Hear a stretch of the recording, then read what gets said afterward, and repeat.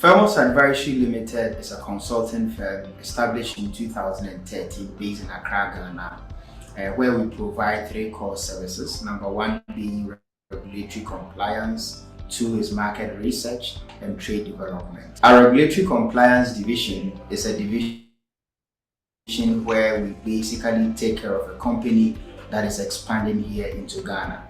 We provide core services from company formation, immigration related services, company secretarial, as well as other key licenses that are required for every new business that is expanding into Ghana. Here at Famous, what we've sought to do basically is to bring under one roof all the key services that you need. And really, our strength and our unique selling proposition is the fact that with us, you don't have to move from agency to agency to get your issues sorted. With us, you're able to have subject matter expert who can speak to tax, who can speak to immigration, who can speak to company registration, and will take care of your company and provide you solutions that help you have the peace of mind to work and to start your business here in Ghana. So our research and trade development services focuses on providing insights as well as market analysis for existing companies as well as companies that are looking to invest in Ghana. For trade development, we focus on connecting markets. So if you're a Ghanaian company looking for a potential partner outside the country, we do assist in securing those partnerships. If you're a foreign company looking for a local company to partner, we do provide due diligence services, among others, and connect you to those companies. We don't only focus on foreign companies that are looking to invest in Ghana, we also focus on Ghanaian companies that are looking to expand and better understand the market. We have a host of industry experts that help you understand that. We work for a number of brands in Ghana as well as global. We work for brands like ABSA, formerly Barclays Bank. We work for International SOS. We work for Honda. We work for Jetro and a whole host of other firms, and we have clients in Ghana and across the globe. So we are happy to extend our services to you as well and to serve you. Our name is Famous, which simply means reliable in Latin, and we are simply inspired to deliver value.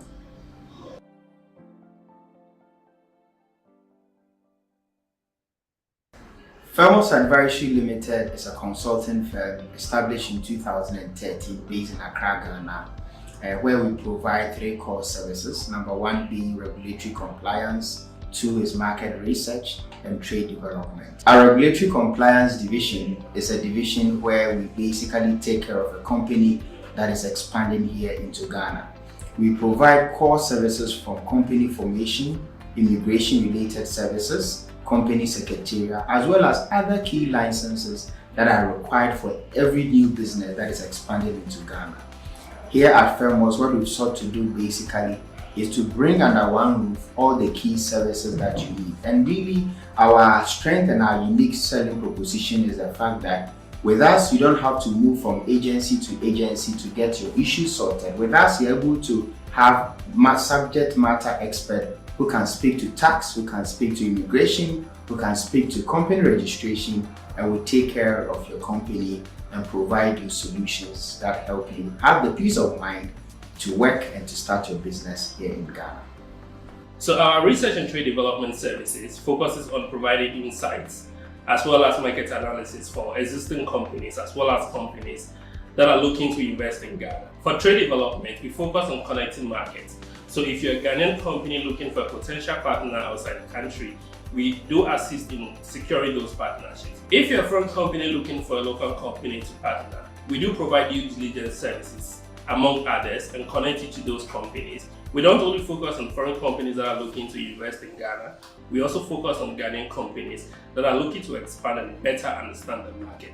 We have a host of industry experts that help you understand that. We work for a number of brands in Ghana as well as global. We work for brands like ABSA, formerly Barclays Bank. We work for International SOS.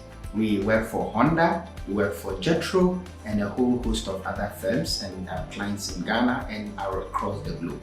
So we are happy to extend our services to you as well and to serve you. Our name is Famous, which simply means reliable in Latin, and we are simply inspired to deliver value.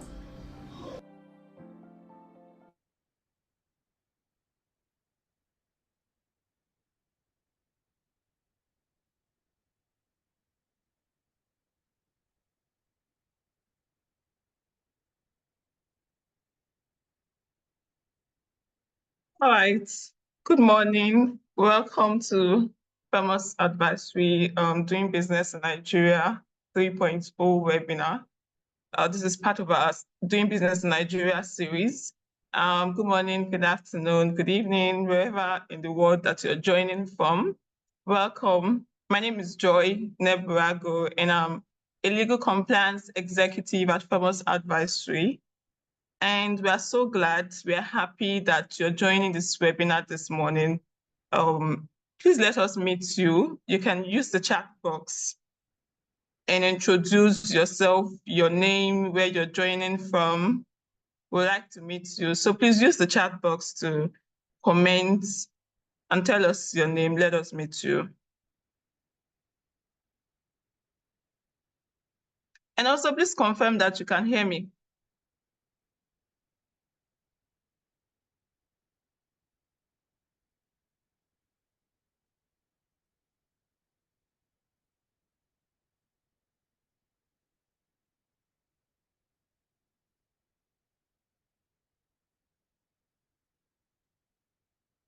All right, all right.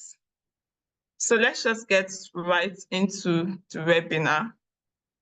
So we are looking at data privacy protection laws and compliance requirements for startups and SMEs. And if you're a business owner or you're just looking to update your knowledge on data privacy regulations in Nigeria, yes, you've come to the right place. And we hope that by the end of this webinar, you will have understood the laws and compliance requirements needed for your business as a data-driven business or a data controller or a data processor.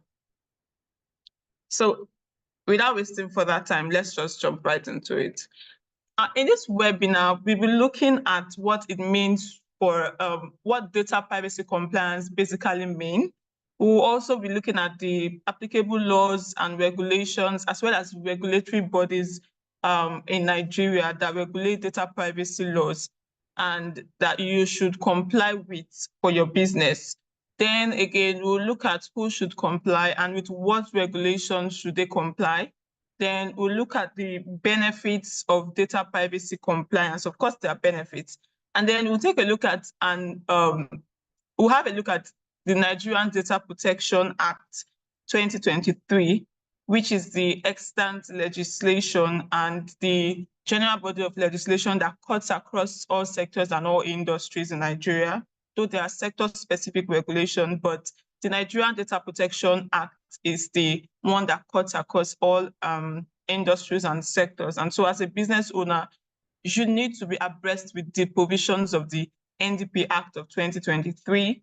Then we will look at some data privacy risk, a few of them, and also a few mitigation strategies for SMEs and startups looking to do business that require you collecting personal data.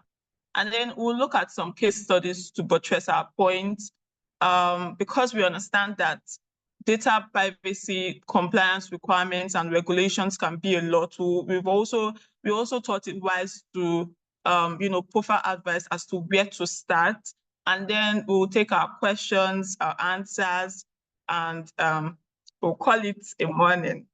So once again, we are happy to have you here.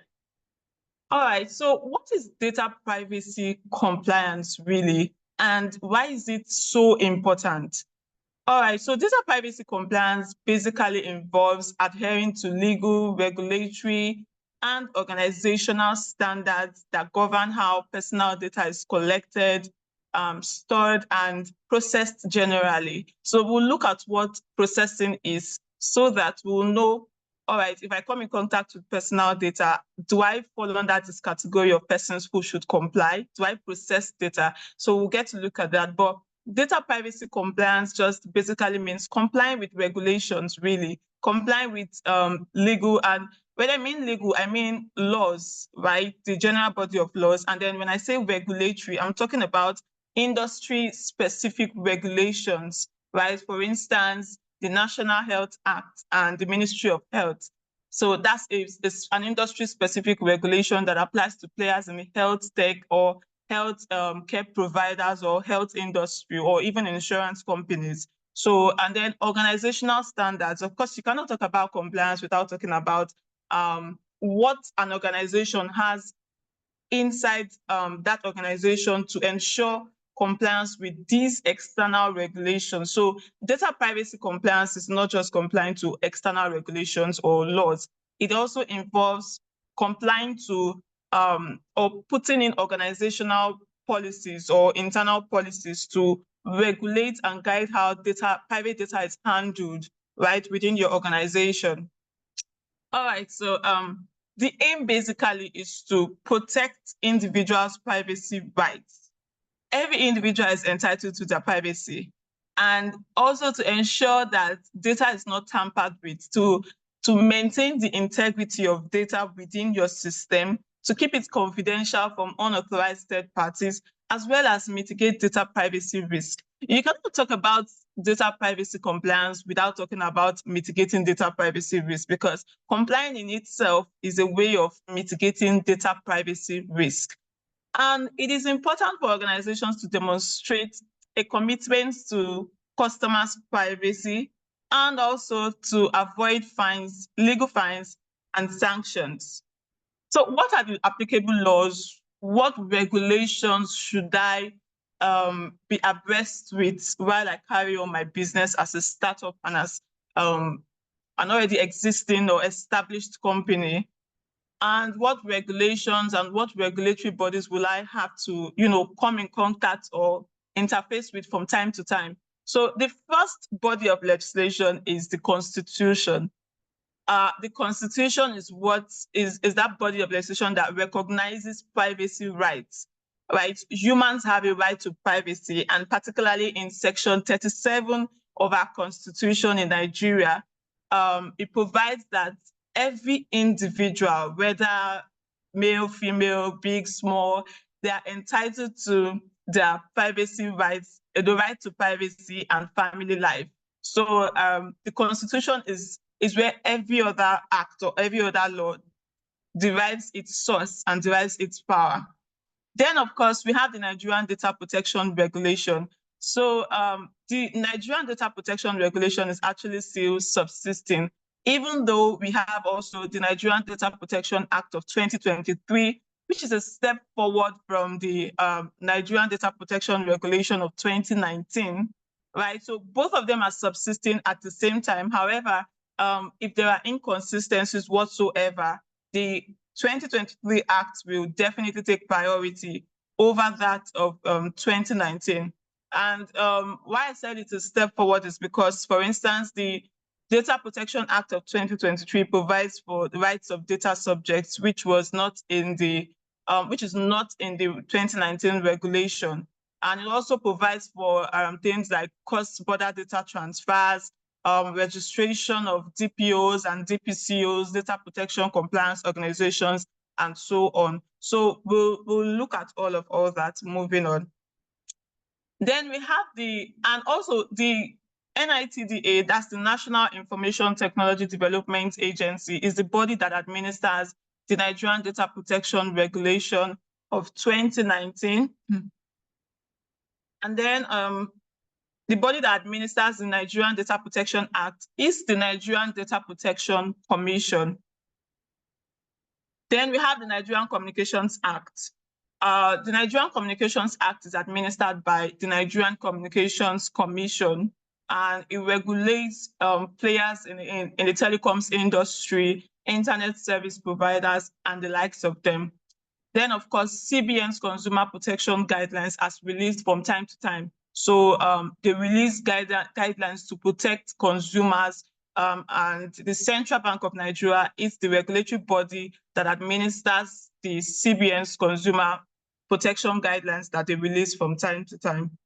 Then again, we have the Federal Competition and Consumer Protection Act, administered by the Federal Competition and Consumer Protection Commission in Nigeria.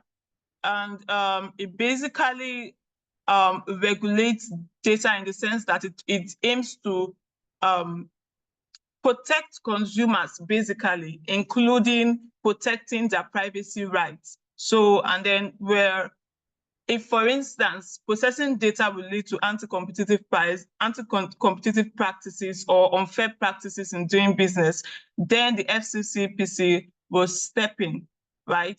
Okay, so National Identity Management Commission Act is the other act that we should also have at our fingertips.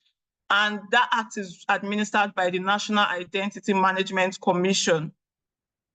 We all know what the National Identity Management Commission deals with. We all have national identity numbers. And so the National Identity Management Commission is the body that's responsible for protecting these identities of Nigerian citizens. Then again, we have the National Health Act of 2014, and it's administered by the Federal Ministry of Health. And like I said earlier, key players in the industry, like those in the healthcare sectors, insurance companies, they should be abreast with what the National Health Act has to say when it comes to data privacy regulations. So does your business handle personal data? If yes, then you need to know the laws and what specific sector-specific regulation that your business should be complying with. So for the Constitution, every person, whether it's an individual or an organization, and even if you're an organization, a foreign company or an organization that does not operate, that's not based or established or headquartered in Nigeria, but you possess data of Nigerian citizens, then you should abide by both the Constitution and every other regulatory or regulation that applies to data privacy. Then we have the Nigerian Data Protection Act and regulation. So we have the 2019 regulation and the 2023 Act. Like I said, both of them are subsisting. So every data processor, every data controller in Nigeria should be abreast with the Nigerian Data Protection Act and should also comply, as well as fintechs, telecommunications, even government institutions, right? And then e-commerce companies, educational institutions. Yes, educational institutions are also bound by the Nigerian Data Protection Act and regulation. Then we have the Nigerian Communications Act. Like I've said before, telecoms and internet service providers should know what the Nigerian Communications Act is all about and then ensure compliance within the organization. Then we have the Federal Competition and Consumer Protection Act, like we mentioned, retail companies, service providers, e-commerce platforms. If you have online stores, then you should know what the FCCP Act has to say. Or you provide service, or you provide products, or you manufacture, and then you come in contact with personal data of your customers, then the FCCP Act applies to you as well. Then, of course, the NIMC, that's the National Identity Management Commission Act. Like we've said, even the NIMC is subject to their own act, right? Then verification organizations, there are businesses that exist just to verify identity of individuals. And so they have to be abreast with the NIMC Act. Then, of course, the National Health Act, and of course, the CBN guidelines. So what are some benefits of complying with data privacy laws? The first, obviously, is to avoid legal fines, sanctions, or civil lawsuits. So like I always say, that it's cheaper to do your business within the confines of the law and more expensive not to. So for instance, if there is a data breach within your organization, and it's investigated, the NDPC investigates it and finds that you've not been compliant, you'll be asked to pay. There are fines and sanctions that are applicable, and it will be more expensive because you would not have complied to data privacy regulations.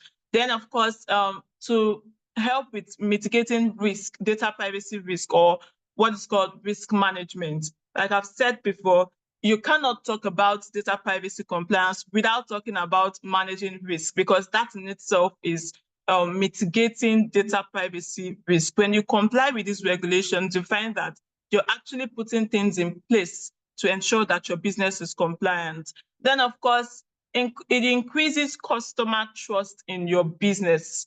It increases customer trust in your business. Of course, it's natural. People will prefer to do businesses to do business with organizations that they trust. And if a customer knows that their data is safe with you, of course, they will continue to do business with your company. And then, of course, it gives you a competitive advantage. It sets you apart from other key players in your industry when you comply with data privacy laws. And we'll see how all of this plays out as the webinar goes on. Then we have the NADPAP whitelist. So the NADPAP whitelist is a National Data Protection Adequacy Program whitelist that's designed to list, or if you go to the NDPC website, you will see the list of data privacy compliant organizations. So that's what the whitelist is about. But there are requirements. There are things that you would have done for your business to be on that whitelist. And this also reinforces the fact that it gives you a competitive advantage on an international scale. When foreigners come into Nigeria to do business with your company, and of course, they would have done their research on your company, and they can see that your company's name is on that whitelist, it increases their trust in you to do business with you, and also it sets you apart from other people in your industry as well. So those are some of the benefits. Now, I have a teaser for everybody before we move on to an overview of the Nigerian Data Protection Act. So kindly use the comment section, the chat box rather. And then, of course, if you have a question as the webinar progresses, please use the Q&A icon to drop in those questions, and we will take them either as the webinar goes on or afterwards. So there's a teaser for us. Please use the chat box. I want to hear from my audience. Is a picture you post on Twitter still considered a personal or private data, considering that you made it public yourself? Then, of course, what are the data privacy concerns or implications?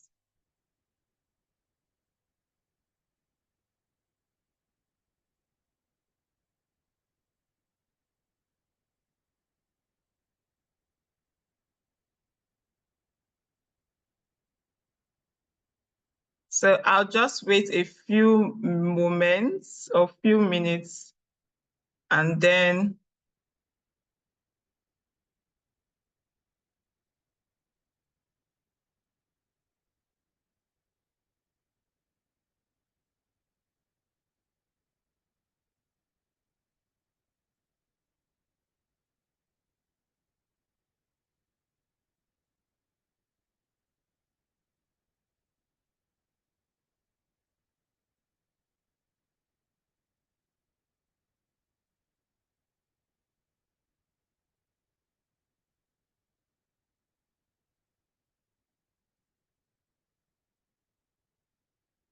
okay, I think the chat box is disabled. I'm not quite sure.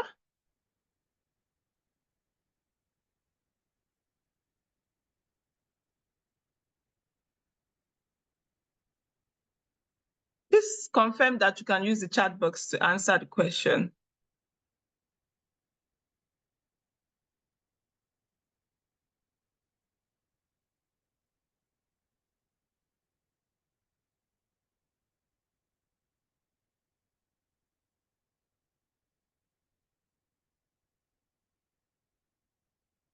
Okay, some persons are saying that they are unable to chat in the chat box, and someone says, no, it isn't a private data. However, I do not think it gives another user the right to share same without authorization. That's a very smart answer.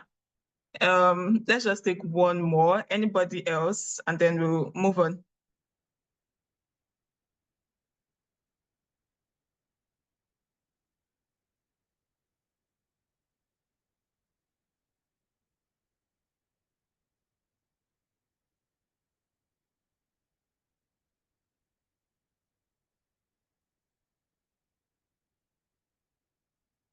Please confirm that you can chat in the chat box already.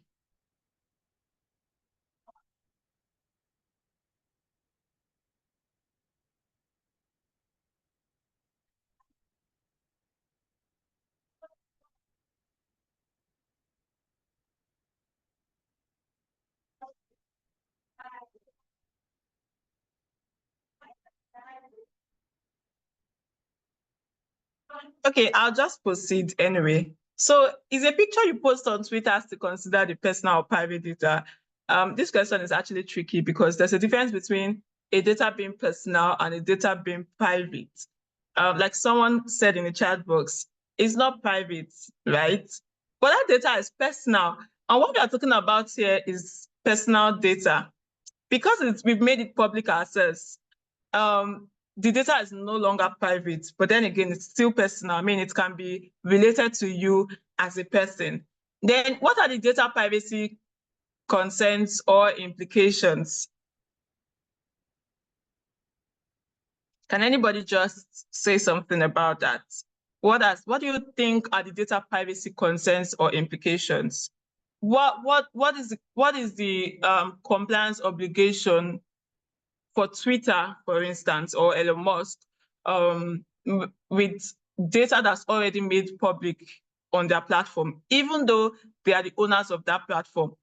Do they have any obligation whatsoever with data that's already made public on their platform?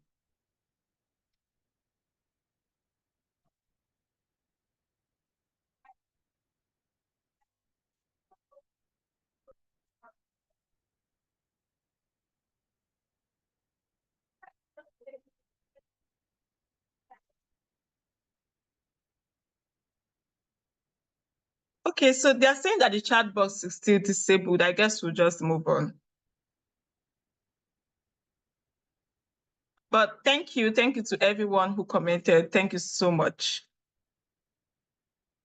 Okay, so let's just move on.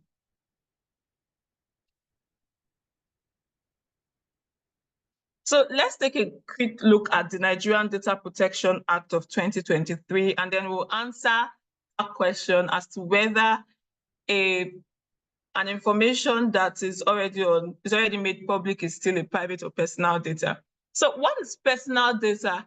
The personal data is any information at all. Any information. You can think as wide as you want. Any information that can be used to identify a person, whether it's your name, it's your ID number, it's your address, your genetics, whether you are a male or a female, your physical or physiological features, anything that can be used to identify you, that's a personal data. And it doesn't have to be private. It's personal, but it may not be private, and it could be private at the same time. But personal data doesn't necessarily mean private data. So who is a data subject? A data subject is any person to whom personal data relates. So if I give my personal data, or I make a post on Twitter, or I open an account on Twitter, I'm a data subject, right? Because Twitter has my records. If I did not do that, they will not have those records, except of course it's breached from somewhere else. So I'm a data subject. You are a data subject. We all have social media accounts. You are a data subject of Twitter. Yes. Then what is data processing? Data processing is basically any activity or any operation done on personal data, whether it's collecting it, you collect and you store on your phones, you use it, you share, you put it in your business database, you put it in your servers, your systems, or you modify or you erase. Whatever at all you do to data that you collect is called processing. Take, for instance, okay, throughout this webinar, let's assume we have XYZ insurance company. Now, every client, every customer of XYZ insurance company is a data subject. And every detail, everything they have submitted when it comes to maybe taking an insurance policy or health policy or taking a financial plan with this insurance company, that's their personal data. Whatever they have to submit, of course, when you're taking out an insurance plan, you submit your names, your locations, and all that. So you'll be using XYZ insurance company as our case in point, so that we can have a firm grasp of what we are trying to say today. Then you're a data subject when it comes to XYZ insurance company. And whatever XYZ insurance company uses your data for, whether they've collected it, obviously, so that's processing. They will store it on their server, or they can outsource cloud storage to a third party, that's also processing, sharing, right? It's also processing. Now, because they are the owners, because they determine what they want to use that data for, they themselves are the data controller. So a data controller, moving on, is any person, private or public organization, government agency, who alone or jointly determines the purpose and means of processing personal data. And also, a data controller can be a data processor at the same time. So if, for instance, I'm the owner of XYZ insurance company, I determine what we want to use customer data for. I want to send them targeted ads. I want to open an account for them. I want to subscribe them to a particular insurance company. That's me. I'm the one who's determining that. And usually, because I'm the owner of the company. So, but then again, if I store it, I've collected it, that makes me a data processor. And if I store it in my database, that makes me a data processor. Whatever at all I do with that data, I'm also a data processor. So a data processor is usually a third party, but not always a third party or person or organization that processes data on behalf of a data controller. Of course, employee data is part of personal data. So if I collect employee data as a data controller and I keep it or I use it for any other purpose within my organization, I'm a data controller as well as a data processor. So that's the difference between a data controller and a data processor.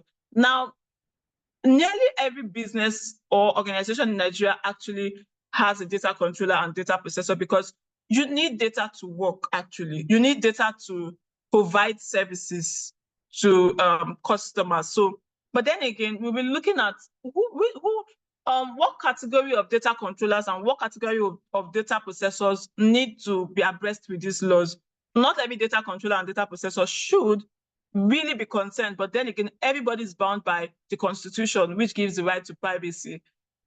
So moving on, the Act also deems it fit to classify sensitive personal data. The reason is because there's a high risk of processing sensitive personal data. So what are sensitive personal data? They include, according to the NDPA, that's the Nigerian Data Protection Act, they include an individual's genetics, sex life, health status, biometrics, your fingerprints and all that, your identity, your race, your ethnicity, religion, religious beliefs, your opinion, political opinions, and even trade union membership. Now, who is a data protection officer? It's any person that's responsible for ensuring compliance. It's just like a secretary in the company. For instance, XYZ insurance company, they need to have a data protection officer who will be the point of contact between them and the regulatory bodies, and to ensure that they are complying with these external compliance, external data protection regulations and laws. All right, like I said earlier, not every data processor and data controller will that are mandated to register with the NDPC. But here's the catch: every data processor and controller of major importance. Now, who are they? All of them should register with the NDPC, but who are they really? So if your company processes the personal data of more than 200 data subjects within a period of 6 months, then you are a data processor and controller of major importance. And if you carry out commercial technology services on any device that has storage capacity, and when I say any device, it could actually mean even if it's just a laptop that you have in your company, just one laptop that you have in your company, and you have to process data on that laptop, you have to store it, you have to use it for targeted ads and all that, then you are a data processor and controller of major importance. They do not stand on their own, they work together, in the sense that you must process personal data of over 200 data subjects within 6 months. You should be carrying out commercial technology services on any device that has storage capacity and may belong to another person, actually. Then you should also be processing personal data as an organization or a service provider in the major sectors of the economy. We'll look at that shortly. And also, you should be in fiduciary relationship in the sense that whatever customer data comes within your possession, then of course you owe a duty of care. You owe a duty of care to that data subject to keep private or personal data confidential on its behalf. So The NDPA further classifies data processors and data controllers of major importance into 3 categories. The first category is the major data processing of ultra high level. What do they do? Who are they? Does my organization fall under this category? If you process the personal data of over 5,000 data subjects in a period of 6 months through any technological means under your control, for instance, your own laptop or your desktop, or through a service contract to a third-party cloud service or a third-party advertising company, but you process the data of over 5,000 data subjects, then you fall under the category of ultra-high level. And you are expected to abide by global and highest attainable standards of data protection. Players in this category will be banks, telecoms, insurance companies, oil and gas, and even those not mentioned there. As long as you process data of over 5,000 subjects and you operate in a major sector of the economy, then you fall under this category. The second category of the major data processing is those of the extra high level. And they process the personal data of over 1,000 data subjects within 6 months. Players like the government ministries, agencies, microfinance banks, higher institutions, hospitals providing tertiary or secondary medical services, and mortgage banks. Then the last category of data processors and data controllers of major importance are those of the ordinary high level, the ordinary high data processing level. And they are the ones who process personal data of over 200 data subjects within 6 months. And also SMEs that come in contact with, small and medium enterprises that come in contact with personal data in the course of carrying on their business. So you may not necessarily be a data processor in the sense that that's what your organization does. But as long as you come in contact with personal data and you process the personal data of over 200 data subjects, then you fall under this category. We have institutions like secondary schools, primary health centers, agents, like CAC agents, for instance, contractors, vendors who engage with data subjects on behalf of other organizations. They fall under the ordinary high level major data processing. So what are the key compliance for you? Now that you've known that I fall under this category of major data controllers and processors of major importance, the first thing you have to do, according to the NDP Act, is that you have to register with the NDPC, and you have to do so within 18 months of commencement of business. Within 18 months of commencing as a startup, you need to register with the NDPC. Then you also need to appoint a data protection officer, and you can also appoint an assistant data protection officer who will be responsible for ensuring compliance with data privacy laws within your organization. They also, you cannot just pick anybody actually, they must also be registered with the NDPC.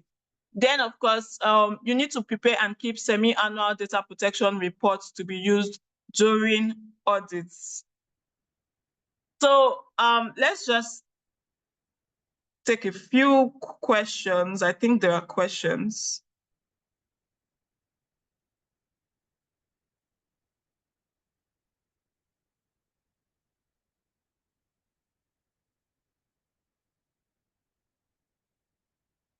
All right, so no questions for now.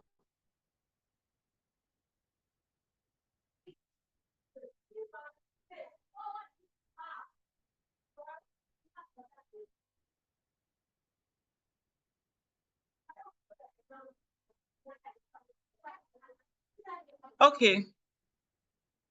Please confirm that you can hear me.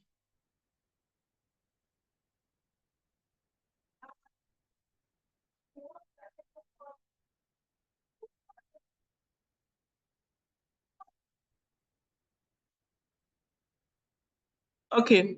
Okay. All right, so what are the principles of data processing?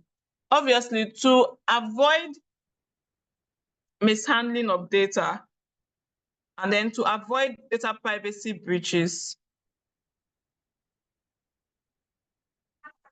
there are principles that should guide your organization when you collect or process personal data of your customers. The first is fairness, lawfulness, transparency of processing personal data. Your customers need to know what you want to do with their personal data. So if I collect it, then I should, if as a data subject in XYZ insurance company, I want to know, I should be able to know what is this organization going to use my data for? How are they going to store it?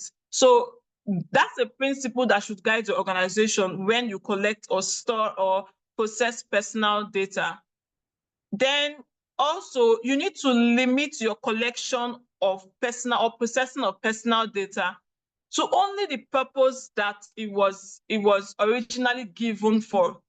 You don't want to have to collect, say for instance, phone numbers or contacts, and then you're sharing it with unauthorized third parties rather than using it for the purpose of maybe account creation. If you have a software, for instance, an app, for instance. So that's another principle. Limit the collection or processing of personal data to the purpose for which it was originally collected. Then, of course, you want to minimize the data to only that is necessary for that particular processing. Then there has to be storage limitation. You want to limit the storage of that data. In fact, the NDPA provides for what is called retention policy. Every organization, every data controller needs to have a retention policy. You don't just collect personal data and just leave them in your database for as long as forever. Because if anything happens and the NDPC investigates and finds that you should have actually, discarded or destroyed this personal data or do away with it rather, this personal data within your database, then you'll be held accountable. So you want to store personal data for as long as needed. Then, of course, data accuracy, confidentiality, integrity, and availability. You don't want to disclose data, personal data to unauthorized third party, and you do not want the integrity of that data to be compromised.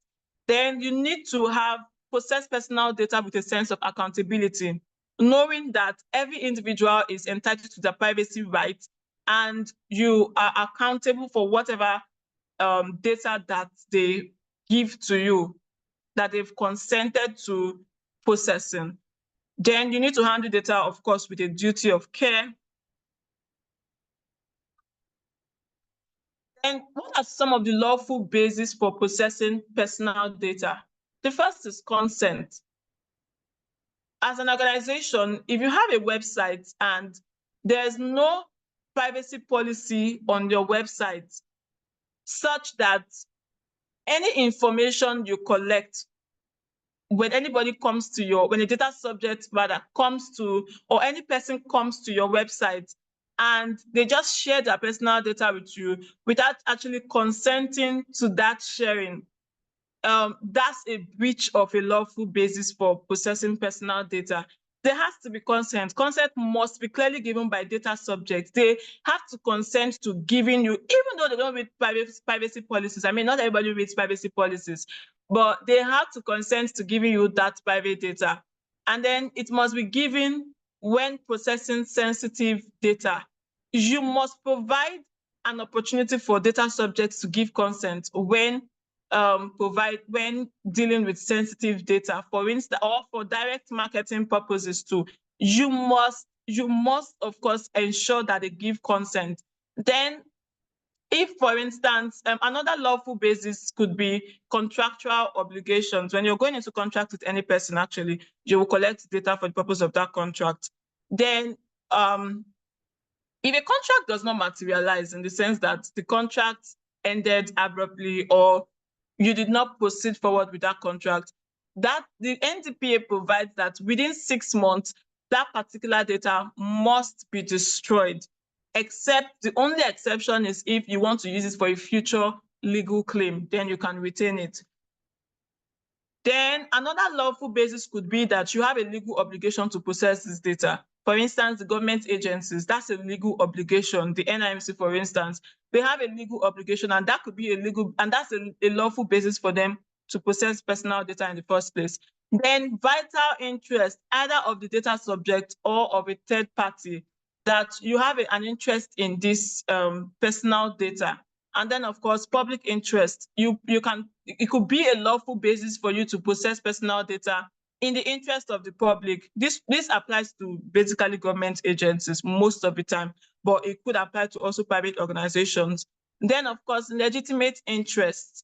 Data controllers must be ready to justify that you have a legitimate interest in this data, and that's why you're processing it during audits, because these are part of the requirements, part of the audit requirements, or part of the things that will be audited during audits.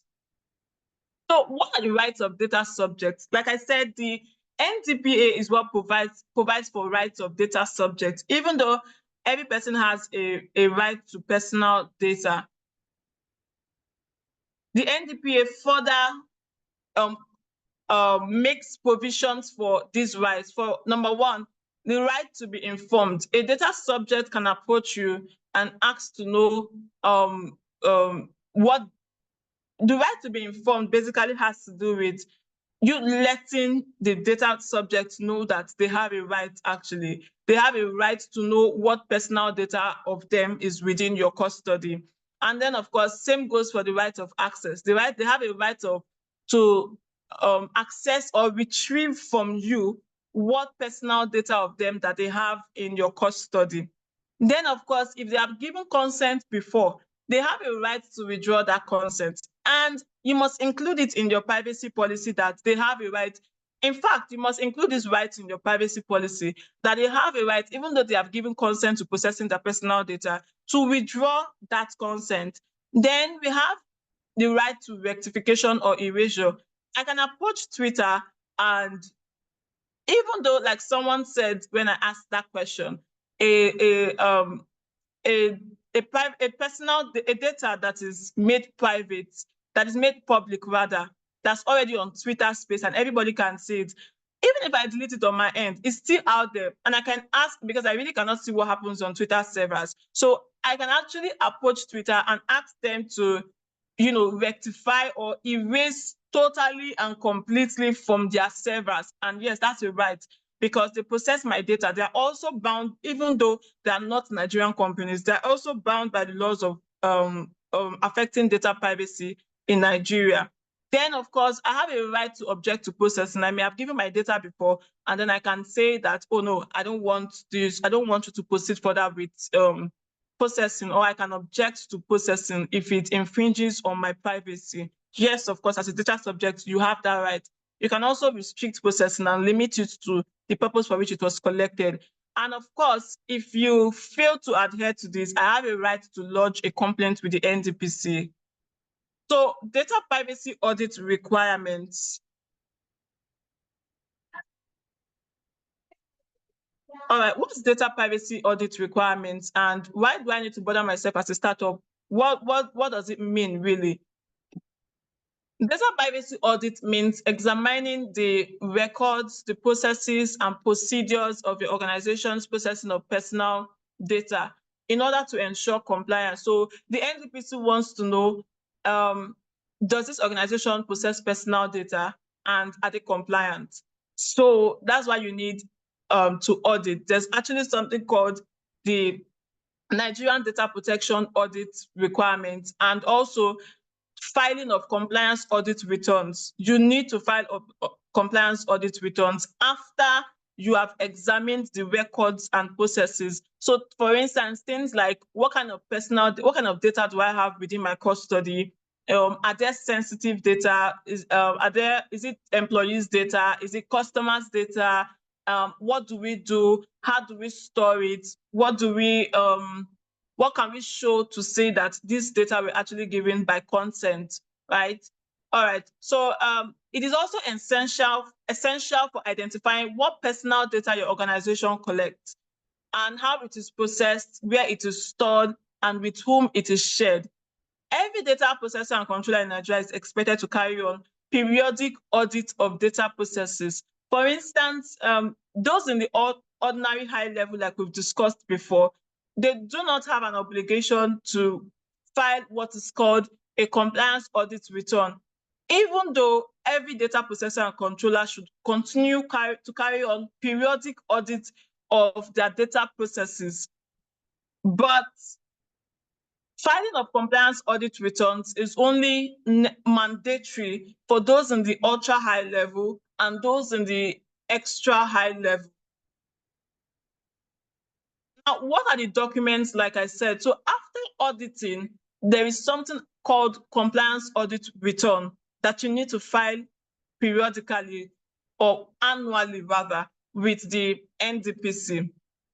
And these are some of the documents that you will need while you do that. You need a data protection policy, a data impact assessment workbook. In fact, the NDPC has a template for this. We'll look at what a data impact assessment means, but the NDPC has a template for this.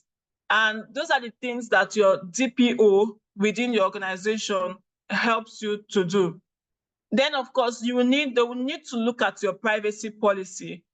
You will also need a data subject consent form or just something to show that every personal data that you collect was actually consented to. Then you need an internal breach register. What's an internal breach register? It's just a register that shows the history of breaches that have occurred in the last 1 year, last 6 months, and all that.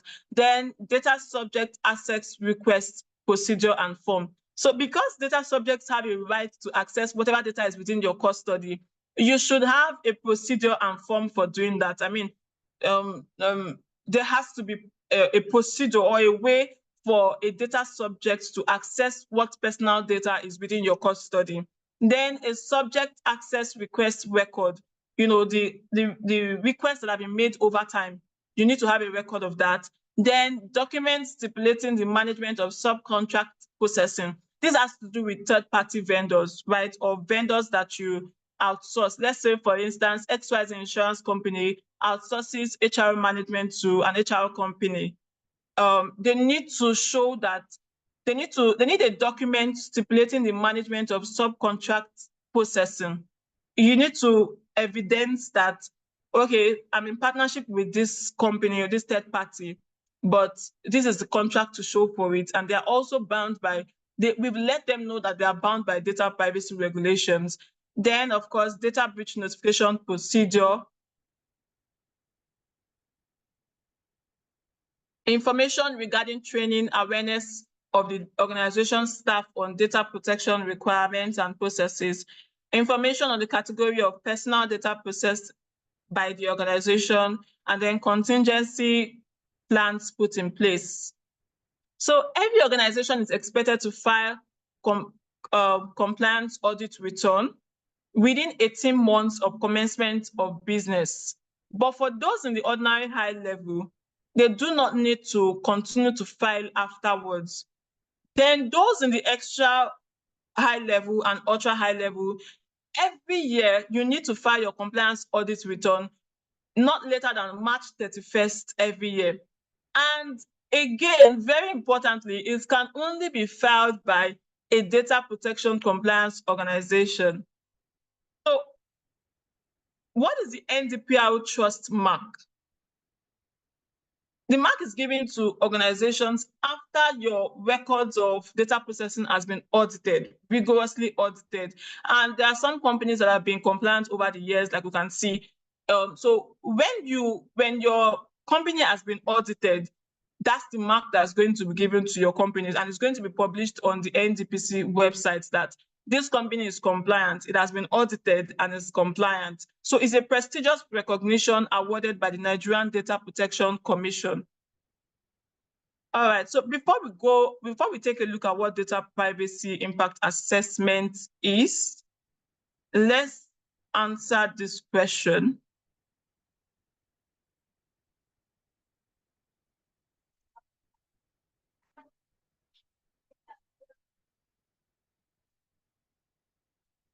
All right, someone is asking, does the NDPC have any compliance mechanism to ensure that incompliant data processors are registered? Well, yes, they do in terms of, penalties and sanctions. If you, for instance, if there are breaches within your organization and you have not been compliant when they carry out an investigation. And also, there's something called, like I said, a data subject has a right to lodge a complaint with the NDPC. So if a data subject approaches the NDPC straight up that, this company has not been compliant, or I ask this company for certain things, maybe to access my personal data or to restrict them from processing, then that's also a compliance mechanism. Through that right, or through enforcement of that right, they can approach the data processor or controller and then compel them to comply. Also, like I was saying, legal sanctions and penalties. If you are not compliant, then of course these penalties will be lashed on your company. I don't know if that has answered that question. Then someone else is also asking what the difference between a DPO and a DPCO is. Okay, so only data privacy compliance organizations can actually file your compliance audit return with the NDPC.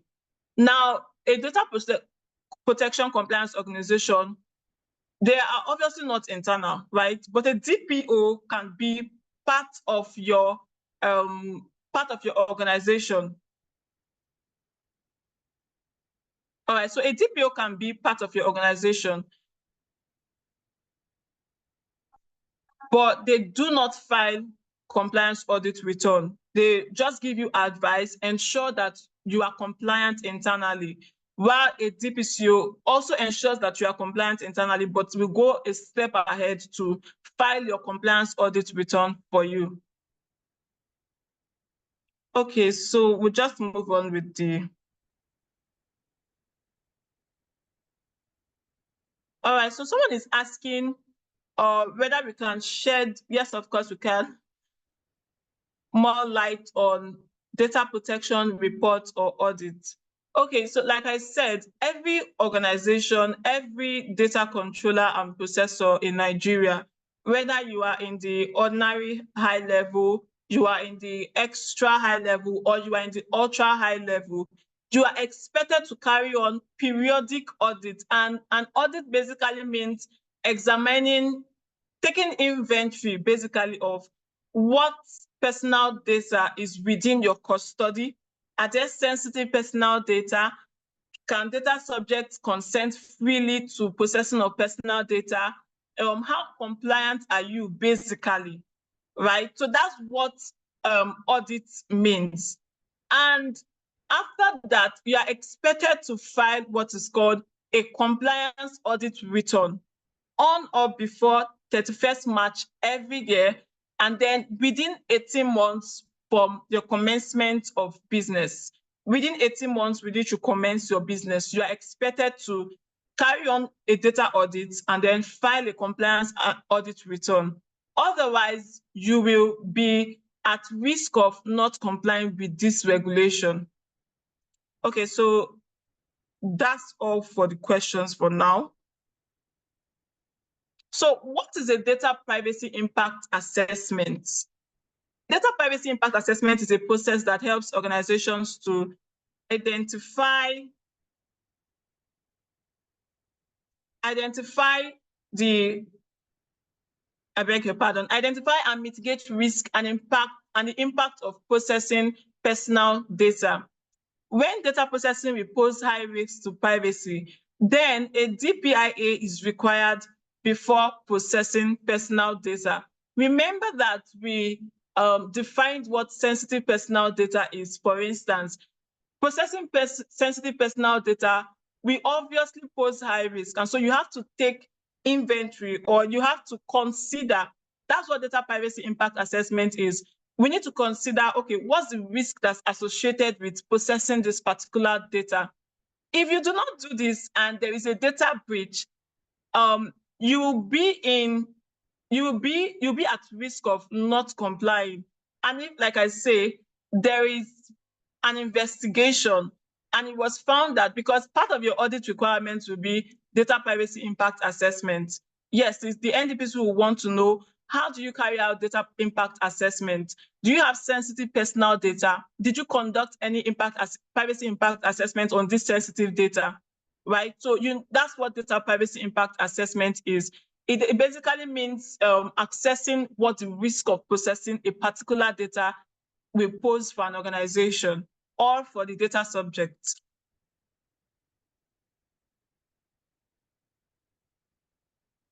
Now, moving on, what is cross-border data transfers really? There's not been so much regulation with regards to cross-border data transfers, but it basically means moving or sharing personal data from one country to another. For instance, outsourcing a cloud service, a cloud storage service, or using foreign payment processing methods within your organization to allow people pay for your services, customers pay for your services, or using foreign analytics tools like Google Analytics to profile your customers to know what their online behavior is and to send targeted ads to them. So if you use or you outsource third-party companies to process personal data, and they are not residing, and they are not companies that are operating in Nigeria in the sense that they are not Nigerian companies, then of course you need to know what cross-border data transfer compliance is. So far, there is only the basis for cross-border data transfer. The NDPC is going to release guidelines over the years to regulate this in particular. Now, what are the bases for cross-border transfer of personal data? The first is recipients must be subject to a law. Taking Google, for instance, Google is subject to the GDPR. There's something called the General Data Protection Regulation. And so, of course, if you use Google Analytics, you are safe because Google is subject to that law. Then they should also be bound by corporate rules or contractual clauses. Like I said, there has to be a service contract, and it will be part of what will be audited during audits. Then, of course, they should be subject to a code of conduct, certification mechanisms that affords an adequate level of protection of personal data. Then there must be at least one lawful basis that we talked about, whether it's they have a legal obligation, whether they did so they are doing so with consent. They have something to evidence consent within their own platform. Then the basis for cross-border data transfer shall be recorded by the data controller or data processor, and it will be vetted during audits. Okay, so there's also something called data breach notification. Because you cannot really, you can be compliant, you can put all the necessary things in place and still fall short of this. It may not necessarily be out of your own negligence or out of your own carelessness or even intentionality with mishandling personal data. There could be breaches. But what is required of you when there are breaches is that you must notify the Commission within 72 hours of discovering a breach that is likely to affect the individual's rights and freedoms. You have a duty as a data controller or data processor to notify the Commission within 72 hours. And this is provided for in Section 40 of the NDP Act. So what is the nature of the breach? These are some of the things that will be asked or that you should notify them of. What is the nature of the breach? What are the categories of data affected? Is it employee data? Is it customer data? Are they sensitive data? And the estimated number of impacted data subjects and records. Then a breach is considered high risk if it could lead to fraud, identity theft, or exposure of sensitive personal data. So who should you notify? We've said that you should notify the Commission. Then, of course, the affected data subjects. Not many organizations know this. You should actually have a way of notifying data subjects that, certain data has been leaked about them, so that they can be aware and they can, if they need to take any necessary steps, they can actually do that. Then your internal management, say for instance, the Chief Information Security Officer, the CEO, the DPO, the DPCO, etc. Then other relevant regulatory bodies. If you are in the health sector, you need to notify the Federal Ministry of Health. If it's a financial sector, you need to notify the Central Bank of Nigeria. All right, we are almost at the end of this webinar.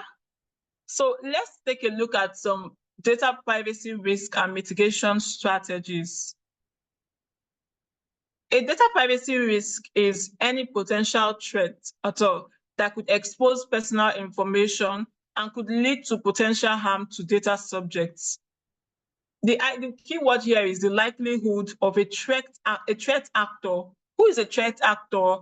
Any person that's looking out to, exploit a vulnerability. A vulnerability could be maybe a software in your database or your device that's not updated. That could be a vulnerability. They can take advantage of it, and then they can, poach into your system and access personal information within an organization that could expose data assets to harm. What are some of these risks? These are just some of them, not all. So we have, first of all, data breaches, like we've been hearing, unauthorized access to sensitive personal data. When the data is leaked to someone who doesn't have consent to access that data, that's actually a data breach. Then inadequate data access controls. Anybody can just access anything in the office or in the company within the organization. Then third-party risks. You need to vet your vendors as often as you can before entering into a service contract with them to ensure that they are compliant as well. They are compliant, right? They have systems in place to protect personal data. Because if you do not do that, you are at risk. You're at risk. Even though they will be held accountable as well, you as a data controller, you will also be held accountable. So you need to vet your vendors very carefully. Then also, non-compliance with regulations, that goes without saying, is a risk on its own.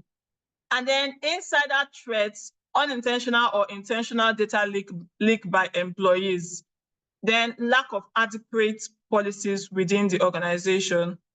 Part of the ways you can mitigate this risk are data encryption, pseudonymization, encrypting data in the sense that a personally identifiable information is not easily read, is actually encrypted or covered in codes. Then pseudonymization of personal data. That's to change the format of a personally identifiable information. For instance, you can convert a person's name to maybe XYZ123 just to represent that person. It's an actual person, but you're actually covering it up with codes, much like an encryption. Vendor risk management, like I've said, you need to vet your third-party companies and your vendors before going into any contract with them. Then, of course, access control to limit within your organization who has access to what within this organization. Then, of course, network security, configurations, network configurations, patching softwares within your system, and then consistently monitoring network traffic. For instance, if you are a cloud storage provider, you need to consistently monitor traffic within your IT infrastructure. Then you need to have robust internal policies. What are some of these policies? The NDPA provides that every organization should have a data retention policy. You don't just want to keep data for as long as forever. So you need a data retention policy, you need a privacy policy, you need a data protection policy, you need an internal incident response plan, a business continuity plan to ensure that you are actually, because every organization basically is at risk. When you keep personal data in your custody, you're at risk. It's just that risk differs, right? The likelihood may differ for some, or the impact may differ for some companies. For instance, in an insurance company or a bank, the impact will be higher than, say, a retail company or an e-commerce company or an online store company. So have robust internal policies to mitigate this risk. Then, of course, very importantly, most data controllers and processors just look outward or focus on just maybe network security, providing robust network configurations and systems to ensure that your network is not breached. to ensure that data is not breached, but they overlook employee training and awareness. As you onboard employees within your organization, you need to also, tutor them or train them on data privacy compliance during the onboarding process. Then, of course, have an incident response plan. What's an incident response plan? It basically, an incident response plan is put together to, mitigate data privacy breaches or incidents, basically. So moving on, we'll take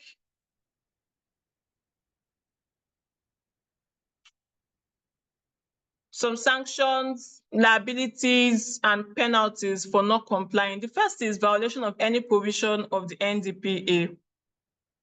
So first of all, the commission will issue an order to your company. They will let you know, because they have a way of carrying out investigations. Number one is through complaints from data subjects, or even if they have not complained. For instance, taking the case study of WhatsApp, they consistently, watched out for these privacy policies. They have these things are actually on the web everywhere. Anybody can access it, including the commission. And especially if you have registered with them, they can actually monitor your processes. Then, of course, if you are found wanting, the first thing that the commission will do is to issue a compliance order to your company. In addition to that, the commission will require that you remedy that violation. They will not just come first things first they'll first start with an investigation, and then if there are issues, they will ask you to comply and then to remedy that violation.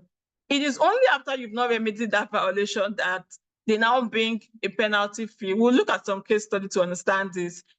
So they will ask you to remedy that situation, or to also account for the profits realized from the violation, especially if you truly were not compliant. In the case of data controllers and processors of major importance, the penalty fee applicable is a whopping sum of 10 million naira, and not all, and 2% of your annual gross figure for the previous year or that particular year. Then the second is violation of a compliance order. Now, if they issue a compliance order and you fail to cooperate with them, you fail to do what it is they're asking you to do, it will be deemed an offense that's liable on conviction to a fine of the highest maximum amount, which is 10 million naira for those of major importance, and the standard maximum amount for those who are not necessarily under the data controller and processor of major importance. Then, of course, imprisonment for 1 year, and it could be both at the same time. Then, if you fail to comply with the compliance audit returns like we've talked about, it attracts a penalty fee of 50% of the original filing fee. So, for instance, if you are under the ultra high level, you are expected to pay a filing fee alongside with your compliance audit returns of, let's say, 20,000 naira. So they will attract a penalty fee for failing to do that as and when due of 50% of that original filing fee. Then data subjects can actually bring a civil action in court. Yes, they can bring you to court if you fail, or if you are not compliant with that data that's within your custody, or if there was a breach and it was due to your non-compliance, they can actually bring a lawsuit against your company. Then, as an organization, there is also something called joint and vicarious liability. So both you and your directors will be held accountable for the breach. Also, if it was your employee, you as the owner of that company, you'll be responsible for the acts of your employees or your agents, and that's what's called vicarious liability.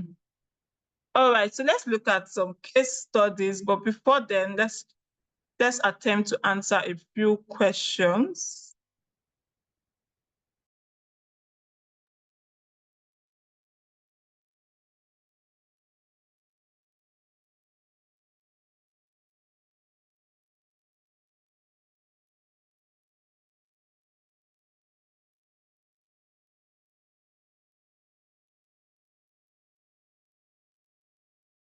Okay, so we'll take our questions immediately after the case studies.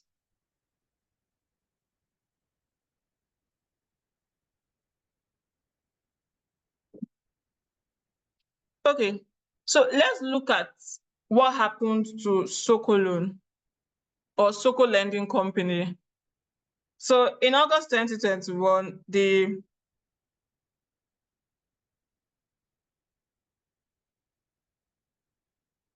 NITDA, which is the National Information Technology Development Agency, fined Soko Lending Company, or Sokolon for short, 10 million naira. And that was actually the first fine that was issued under the Nigerian Data Protection Regulation. So, like I said, the National Information Technology Development Agency, the NITDA, regulates that, administers that regulation. So that was the first fine under the NDPR.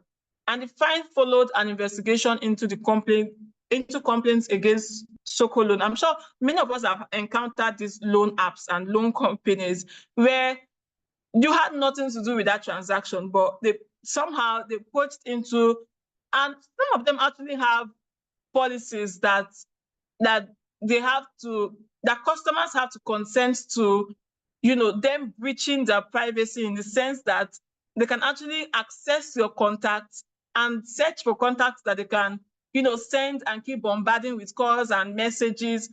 And so Sogolon was just a scapegoat in this regard. So they were fined 10 million naira.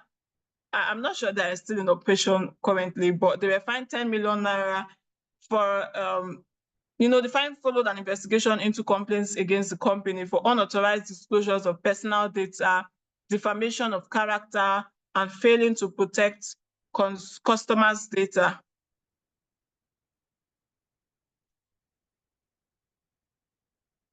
So they violated several of the NDPR provisions, including processing personal data without sufficient legal basis, just like what we said about having a lawful basis for processing personal data.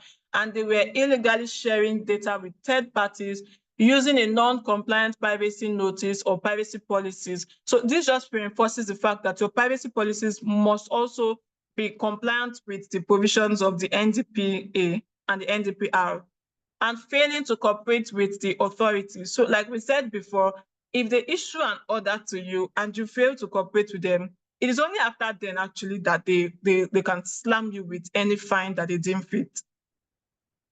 Then, of course, the company did not also file NDPR audit reports, just like we said, through a licensed data protection compliance organization. Then there is the Fidelity Bank case.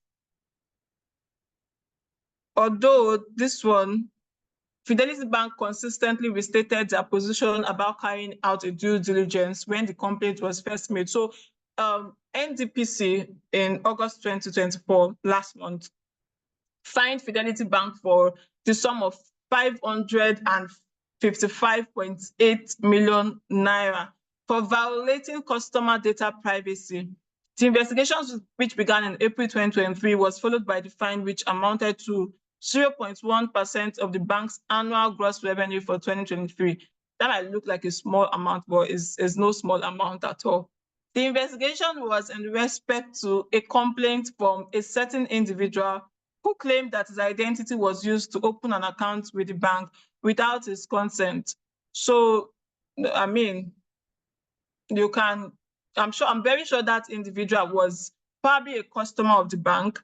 And then you can imagine that if that was actually true, then there was no due diligence carried on at all. But Fidelity Bank has stated that they actually did their due diligence. They saw that, it was clashing with an already existing identity, and then they went ahead. But NDPC said, when they reached out to them at first, they were nonchalant. They disregarded the orders of the NDPC, and that was why they fined them the whopping sum of 555.8 million naira. Then lastly, the one that was viral that even had mixed reactions from Nigerians is that of the FCCPC and Meta. And this policy that was actually pushed out, the unfair policy that was pushed out, was actually pushed out to, I think, the WhatsApp business users. The policy So WhatsApp pushed a policy update that did not require third parties to seek their permission before accessing their data or face account deletion. I mean, that's just a gross violation of the NDPA. So the investigation also revealed that WhatsApp collected excessive data and failed to provide Nigerian users with the same privacy protections as those offered its European customers. So there was no opportunity for them to consent to their data shared with third-party marketing companies, for instance, and then there was no option for them to consent to it. So I'm very sure WhatsApp has appealed this decision, but I'm very sure that the case is still ongoing. So we've actually come to the end of this webinar, but just as an advice, so what are the compliance checklists for startups and SMEs? The first thing you need to know is that you need to register with the NDPC. That's where it all starts. And then, of course, you need to conduct an NDP Act compliance. That's actually required by the NDP Act. You need to go through the Act. You can actually do this through your DPO as the owner of a business. Go through the Act and check that your company is compliant with every single stipulation in that Act. And you must do so within 18 months of commencement of business. It will be shown in your compliance audit return if you did not do this.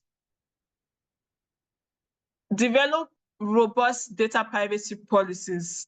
Yes, you need policies to guide your employees. You need policies to guide every single staff in your company. Then you should appoint a DPO, a data protection officer, as mandated by the NDP Act 2023. You should also engage the services of a DPCO in order for you to file your audit returns. Identify and manage information security risk, like the ones we've talked about, effectively. Have and implement a data retention schedule policy, because that's actually mandatory for every data controller and processor. I beg your pardon. Implement data security measures as mandated by the NDP Act in terms of securing your network, securing your databases. You should actually implement these data security measures.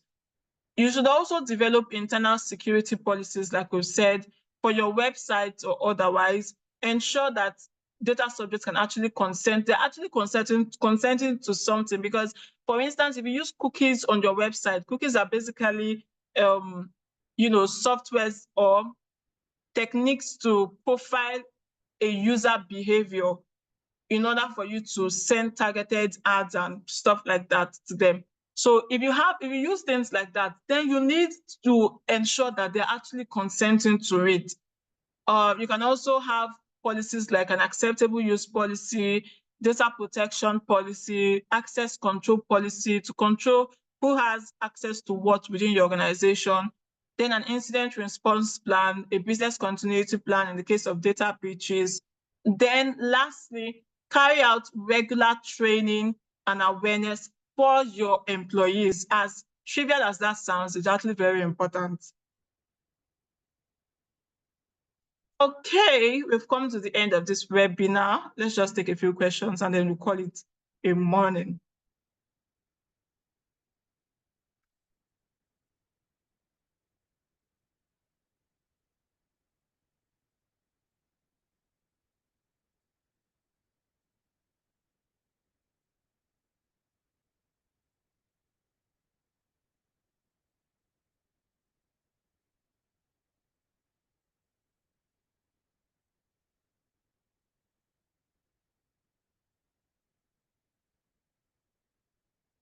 All right, so I think we've exhausted all the questions during the webinar.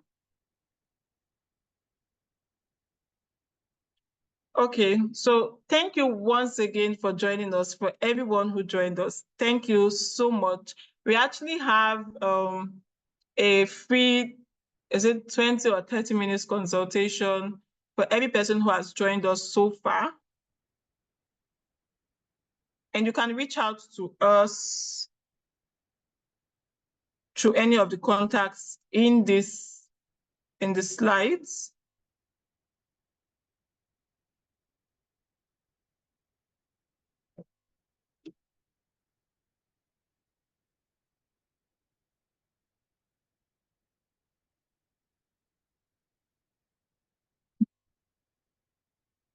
Okay, so about Famous, for those of us who were not here, we were introduced to Famous Advisory. We are business consultants and we are based in Ghana and Nigeria. And we've been in this business for over 13 years, providing advisory services to businesses relating to business compliance, market research, trade development services. Some of our business compliance includes, obtaining licenses and permits, tax and account compliance, or other tax and account services like bookkeeping, financial reporting, payroll, and the likes of them. Then we register your companies, whether it's foreign company or a Nigerian company. We'll help you get that registered within 3 to 10 working days. Our expertise also includes providing local and international business intelligence and holding your hands basically to ensure that your business is compliant. Then we are also known for our thorough understanding of the legal and economic landscape in West Africa region, making us a trusted partner for businesses looking to establish in Nigeria. So these are some of our clients that we've worked with over the years, and we are currently working with. And then we can also be contacted. Our address is at Lekki, Phase 1. You can also reach out to us if you're in Lagos. We would also like to meet you. Then you can also visit our website at www.famousnigeria.com. And you can also reach us via our email or our phone contacts. So thank you all once again for joining this webinar. We are really glad that you were here. I don't know if there are questions, but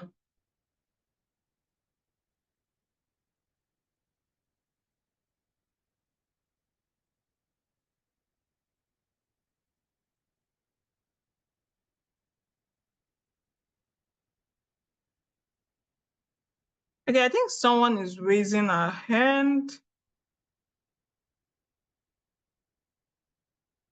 Okay, Grace, you can go ahead. Thank you. Good morning, Ma. Good morning. I'm sorry I joined a bit late because I actually didn't remember that I had registered for this, and it was almost an hour in before I joined. So I'm really sorry I did not really follow from the beginning. But I just That's have a fine. question. Sure, please go ahead. So I am currently working for a very small startup company, and we are trying to build something in the fintech space. But there are a lot of things that we don't really know much about. So we actually do need a legal advisor in a lot of things. But I just wonder, like you said, you guys are a business consulting company, and it may get to the point where we may need to and engage the services of a consulting company. How high are your rates? And I just like there are a lot of things that we don't quite know yet, and we really need guidance on. So like, how much would it cost to engage your services for like a month or 2 or 3 months? Because I just want to know how much it will cost. Okay, so thank you, Grace. That depends on the particular service that you're actually looking to get from us. And then, like you said, there's actually a free consultation for at most 30 minutes, and then we can proceed from there. So you can actually reach out to us after this webinar. You can reach out to me. My details are in the this is our phone number. You can just take a screenshot and then reach out to us. Then we'll proceed from there. I don't know if that's fine. That's fine. All right, thank you.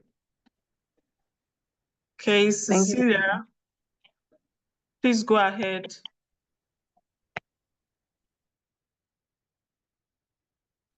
Okay, good morning, everyone. I Good dropped a question morning.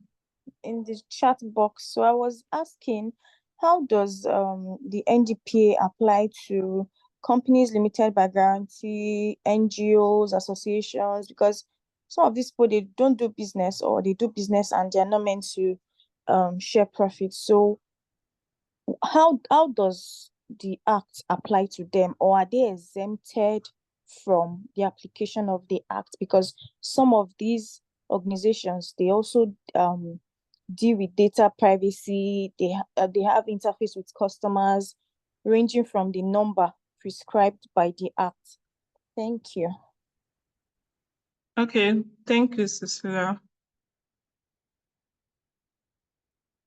Is there any other person raising hands? So I'll just take all the questions at the same time. Okay, so I think that's the last of the questions. Okay, so as an NGO,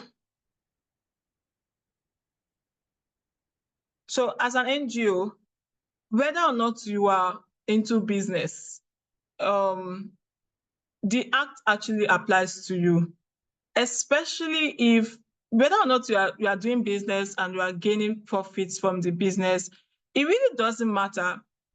What matters here is that data subjects have a right to privacy, and because you are not doing business, or you are not making profits, or you are not using those data to make profits, or to regulate or to improve your service production and all that to your customers, because you are not directly offering a particular service to the public or business service to the public, does not exempt you as an NGO. In fact, the only way you are exempted is if, like I said, of course, you're a data controller and data processor. So if you process the data of at least 200 data subjects, if you come into contact with personal data within your custody, and you store it within your organization, you share it, you are also bound by the NDPA. It really doesn't matter that you are doing business or that you are not making profit as an NGO. The reason is because you have to understand that data subjects have a constitutional right of privacy, and so that needs to be protected. Also, you want to stay as far as possible from liabilities or legal sanctions and penalties. So you actually want to be compliant. Of course, you need to be registered if and only if, like I said during the webinar, that if you possess the data subjects of over 200, personal data of over 200 data subjects within the period of 6 months, then you should go ahead to register. The act applies to you as an NGO. You should go ahead to register with the NDPC. I don't know if that answers your question. The only exemptions are the only exemptions basically, and I think this applies to law firms, even though they are bound by the right to privacy as provided in the Constitution, is only where you want to enforce a legal right in court, or there is a legal obligation, sorry, not a legal obligation, or for personal purposes. But if you come in contact with so many data, and it's up to so much data rather, and it's up to the data subjects that you process that data is up to at least 200, you are mandated actually to register with the NDPC, because you are a data controller and data processor of major importance. I don't know if that answers your question.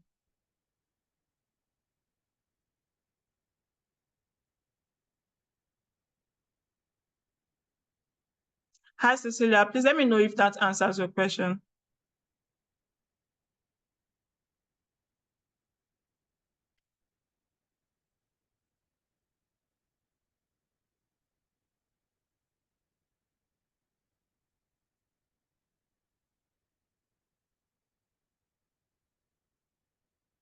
All right. Okay, so I think that's all for the questions. Please take a screenshot of our contact so that you can always reach out to us. We'll be expecting to hear from you. We'll be so glad if you do.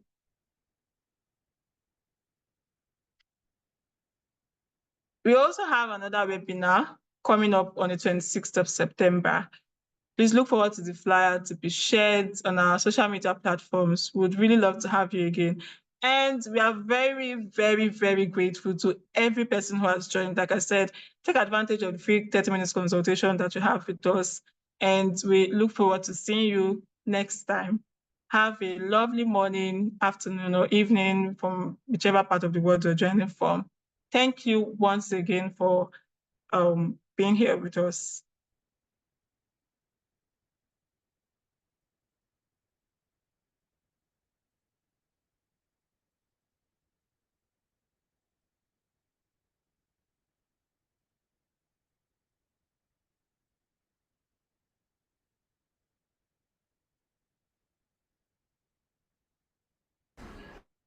Firmos Advisory Limited is a consulting firm established in 2013 based in Accra, Ghana, where we provide three core services. Number one being regulatory compliance, two is market research, and trade development. Our regulatory compliance division is a division where we basically take care of a company that is expanding here into Ghana.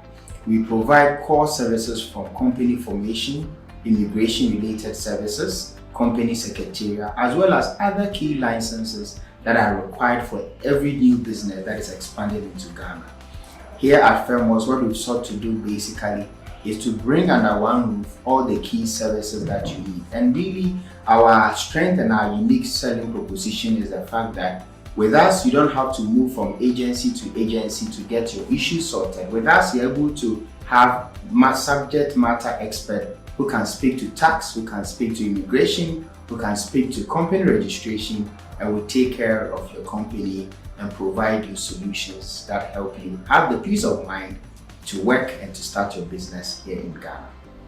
So our research and trade development services focuses on providing insights as well as market analysis for existing companies as well as companies that are looking to invest in Ghana. For trade development, we focus on connecting markets.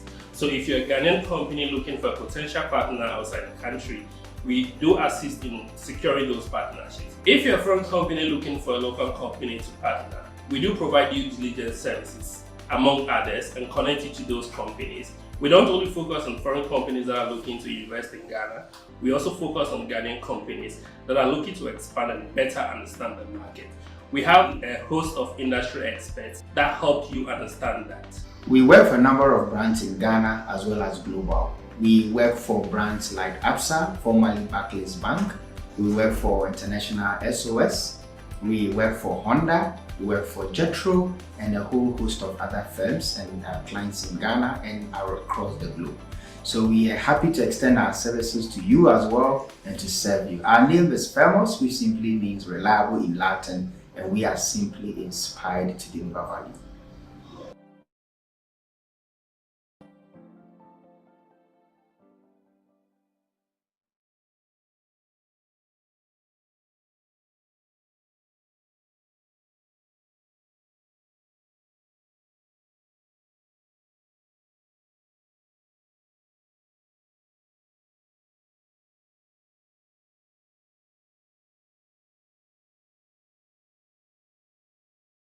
Registering your business in Nigeria can be a hassle. Even though the CAC platform allows you to register your business online, however, not anybody at all can do that. First, you need a CAC accredited agent. You have to go through a whole lot of documents online to get all that done. You are worried about your business name, which type of business you should be registering. All this can be very messy, and that is where we come in with our value. Firmos Advisory, operating from Lagos, Nigeria, helps you with all your CAC matters, from choosing a business name to choosing the type of business that you should be registering, to formulating your business object, company secretarial, and all these matters. Our expert team in Lagos will help you to get all that sorted. We provide full-fledged CAC registration support for your business registration with very fast delivery and also competitive pricing. Reach out to our legal team in Lagos and we'll be happy to add value to your business and help you to grow.